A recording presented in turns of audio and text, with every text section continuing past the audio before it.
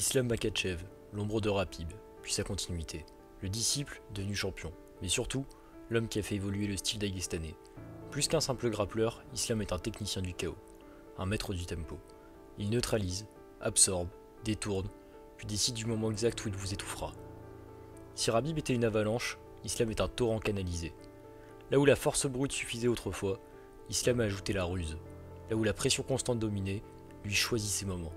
Il ne fonce pas, il étudie, il encercle, il étouffe sans éclat. Il est le produit d'une école, mais aussi le moteur de sa transformation. Dans cette vidéo signée Art et Violence, on plonge dans la tête de l'un des combattants les plus intelligents et méthodiques du MMA moderne. On va parler structure, rythmique, mécanique et surtout contrôle. Bienvenue dans la tête d'Islam Makhachev.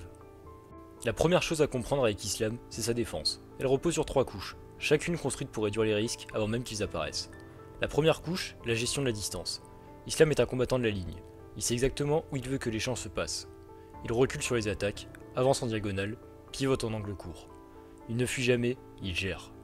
Son positionnement est dicté par la lecture du centre de gravité adverse. Il connaît vos déplacements avant même que vous les exécutiez. Et surtout, il les anticipe avec une sérénité déconcertante. Il ne panique jamais sous la pression, il ajuste. La deuxième couche, la déviation et le contact. Il utilise son bras avant comme une antenne. Il cadre, il tâtonne, il bloque. Cette main droite est toujours active, jamais immobile. Elle sert à briser le rythme, à entrer dans la garde, à provoquer des réactions. Il maîtrise le hand-fighting comme un lutteur olympique. Il capte l'attention par le toucher, son bras devient un guide, un outil de lecture instantané. Troisième couche, la garde haute, compacte et étanche. Quand un coup passe les 2 premières barrières, il rencontre le mur. Islam garde sa main droite collée à sa tempe. Il absorbe les chocs avec ses avant-bras, ses épaules, sa lecture. Cette garde est aussi une menace. Elle annonce le contre, le crochet court ou le shoot. Elle n'est jamais rigide, elle respire, s'adapte, se resserre ou s'ouvre selon l'angle.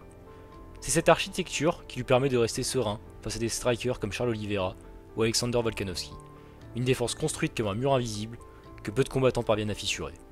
Islam a évidemment la base daguestanaise, projection, pression, immobilisation. Mais là où d'autres insistent sur les chaînes de takedown classiques, lui s'adapte. Son grappling est une danse de levier. Prenons l'exemple de ce combat contre Drew Dober. Dober tente de le coincer avec un grip fort sur le bras gauche d'Islam. Mais au lieu de tirer ou de forcer, Islam bloque l'angle avec sa jambe, fatigue le bras de Dober, puis change d'angle et verrouille la tête. Tout se fait par timing et par lecture. Il n'attaque jamais la force, il l'absorbe et la redirige. Il use, désorganise, puis finalise. Autre exemple marquant, dans plusieurs de ses combats, notamment contre Bobby Green ou Davi Ramos, on le voit utiliser ses jambes pour piéger celles de l'adversaire. Il ne lutte pas uniquement avec ses bras, il verrouille les jambes de ses opposants, empêche toute mobilité, puis libère ses mains pour frapper ou soumettre. Le sol devient une toile d'araignée dont il contrôle chaque filament. Chaque point de contact devient un levier potentiel pour dicter la suite. Contre Charles Oliveira, on le voit passer de la montée au bras-tête sans précipitation, en écrasant progressivement la cage thoracique du Brésilien. Il bloque une hanche, puis une épaule, puis la respiration. Il ferme les options une par une, comme un verrouillage hydraulique. Mais au-delà de ce contrôle au sol, ce qui distingue Islam, c'est aussi sa maîtrise des projections inspirées du judo. Dans de nombreuses séquences, on le voit utiliser des araigoshi, uchimata ou encore kosotogari en clinch, en tirant sur le poignet ou l'overhook pour déséquilibrer. Ces projections sont rapides, explosives, mais toujours précédées d'un travail de contrôle minutieux. Autre point clé, ses crochetages avec la jambe. Que ce soit pour casser la posture en clinch ou pour compléter un takedown au sol, Islam utilise ses jambes pour déséquilibrer, bloquer, piéger. Il ne cherche pas à faire tomber avec la force brute, mais avec la logique du déséquilibre. Un simple crochet derrière le talon combiné à une traction de l'épaule opposée, et l'adversaire est à terre. Islam ne cherche pas juste à amener au sol, il cherche à vous couper toute option. Chaque appui que vous essayez de créer, il le détruit, c'est du grappling anti-système. Il ne laisse aucun mécanisme se mettre en place, et s'il vous laisse bouger, c'est uniquement pour mieux vous piéger ensuite. Islam Makhachev ne se définit pas par son striking, et pourtant il utilise avec une précision quasi mathématique. Là où d'autres enchaînent les combinaisons en volume, lui n'utilise que ce dont il a besoin. Rien n'est superflu, chaque coup est là pour tester, provoquer, ouvrir. Prenons par exemple son enchaînement classique contre Oliveira, le fameux crosshook. Un combo basique en apparence, mais dans les mains d'Islam, il devient une machine à générer des ouvertures. Le cross sert à fixer la tension, à verrouiller la posture de l'adversaire, à déséquilibrer. Et juste derrière, le crochet part avec une puissance née d'une rotation complète des hanches. C'est ce crochet qui envoie Oliveira au tapis. Islam répète ces séquences encore et encore. Il ne cherche pas à marquer visuellement, il cherche à créer une constante, une menace crédible qui va forcer une réaction. Et c'est sur cette réaction qu'il va capitaliser pour changer de niveau, pour feinter ou pour piéger. Même quand son cross est feinté, la mécanique de hanche est là. Il entre dans sa position chargée, prêt à lâcher un crochet ou une entrée en double leg. C'est cette logique de continuité dans les actions qui rend son striking si difficile à lire. Islam est l'un des rares à maîtriser le concept du striking de mise en place. Il ne frappe pas pour vous finir, mais pour vous faire croire qu'il veut frapper. C'est du mensonge structuré. Il feinte une droite, vous vous recroquevillez, il vous entre dans les jambes. Il déclenche un crochet, vous reculez sur la ligne, il vous projette en double leg.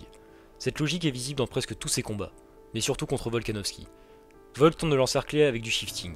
Islam recule, feinte le crochet, puis passe sous la hanche opposée avec une vitesse impressionnante. Il ne se laisse jamais déborder par l'initiative adverse, il crée ses propres contretemps. Il connaît la musique et choisit le moment où elle s'interrompt.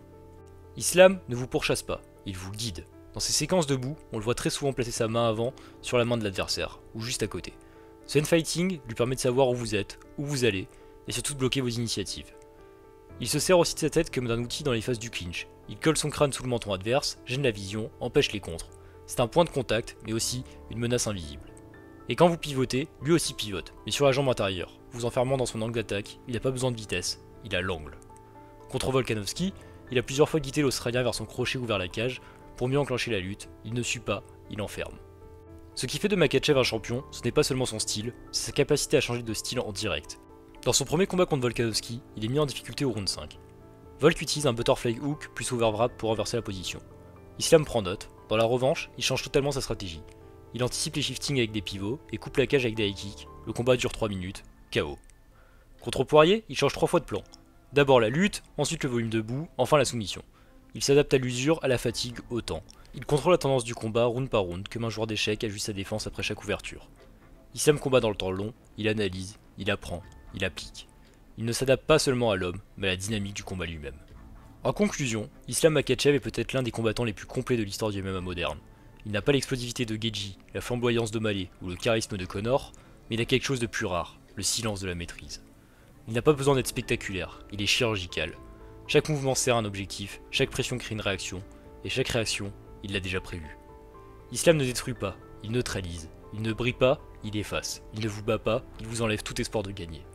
Et dans ce jeu où on ne peut briller un soir et disparaître le lendemain, il s'impose comme un monument de constance, de logique et de savoir-faire. Une force tranquille, froide, méthodique, l'anti-hype par excellence. Le champion qui fait taire les excès, l'ombre qui avale la lumière. Et voilà, on arrive déjà à la fin de cette vidéo. Si elle t'a plu, n'hésite pas à t'abonner, liker et commenter, ça m'aide énormément à faire vivre la chaîne.